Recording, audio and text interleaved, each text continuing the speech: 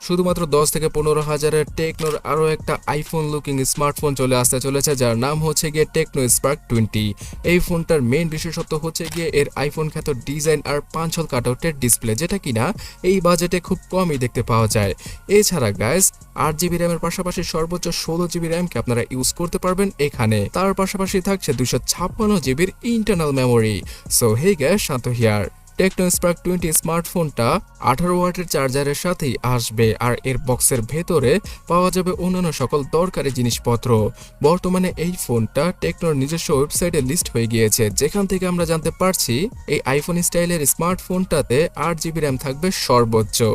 আর হ্যাঁ গাইস, এখানে আরও 8GB র্যামকে আপনারা ভার্চুয়ালভাবে যুক্ত করে 16GB র্যাম পর্যন্ত ইউজ করতে পারবেন, যেটা কিনা হয়তো আপনাদের রেগুলার লাইফে তেমন কোনো কাজে আসবে না। আর এই ফোনটার সবচেয়ে বড় বিশেষত্ব হচ্ছে গিয়ে এর 256GBর ইন্টারনাল মেমোরি। সো আমার মনে হয় যারা কিনা বেশি ছবি তুলে থাকেন আর ভিডিও করে থাকেন তাদের জন্য এই ফোনটা পারফেক্ট, বিকজ এখানে 256GBর ইন্টারনাল মেমোরি রয়েছে। তার পাশাপাশি গাইস, এই ফোনটার আরও একটা বিশেষ ফিচার হচ্ছে গিয়ে এখানে থাকা 32 মেগাপিক্সেলের সেলফি ক্যামেরা, মানে দাঁড়াচ্ছে গিয়ে 15,000 টাকার আশেপাশের একটা স্মার্টফোনে 32 মেগাপিক্সেলের সেলফি ক্যামেরা। এটা কিন্তু এর আগে টেকনো স্পার্ক 10 প্রো স্মার্টফোনটায় পাওয়া যেত। তো সেই প্রো ভেরিয়েন্টের ফিচারটাকে এবার নর্মাল ভেরিয়েন্টে নিয়ে এসেছে টেকনো।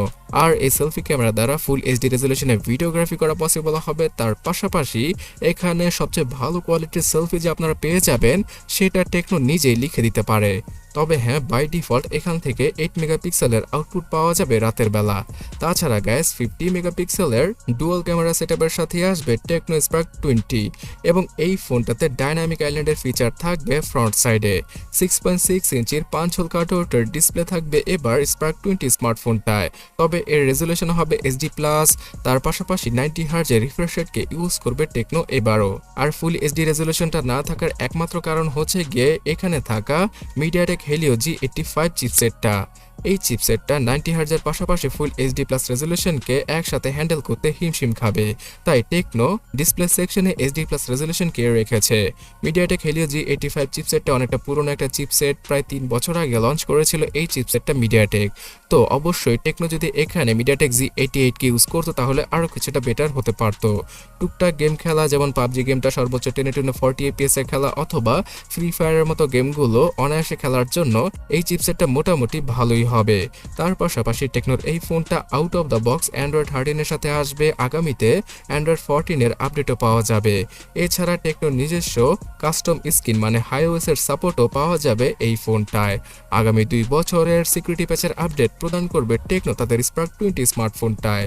এই স্মার্টফোনটা বিভিন্ন কালারের সাথে মার্কেটে আসবে। আমার কাছে তো এই সাইবার হোয়াইট অথবা গ্রেডিয়েন্ট টাইপের কালারের ডিজাইনটাই সবচেয়ে বেশি পছন্দ হচ্ছে। দেখতে পুরোপুরি আইফোনের মতো লাগে টেকনো স্পার্ক 20 স্মার্টফোনের সবগুলো কালার ভেরিয়েন্ট। সো গাইস, এই ডিসেম্বর মাসে হয়তো আমরা বাংলাদেশে টেকনো স্পার্ক 20 কে পেয়ে যাব অফিসিয়াল ভাবে। এর প্রাইসটা বিভিন্ন ভেরিয়েন্ট অনুযায়ী 10 থেকে 15,000 টাকা হবে। আমার কাছে মনে হচ্ছে যে 4GB র্যামের ভেরিয়েন্টটা 12,000 টাকায় আর 8GB র্যামের ভেরিয়েন্টটা 13 থেকে 14,000 টাকায় অফিসিয়াল ভাবে লঞ্চ করতে পারে টেকনো।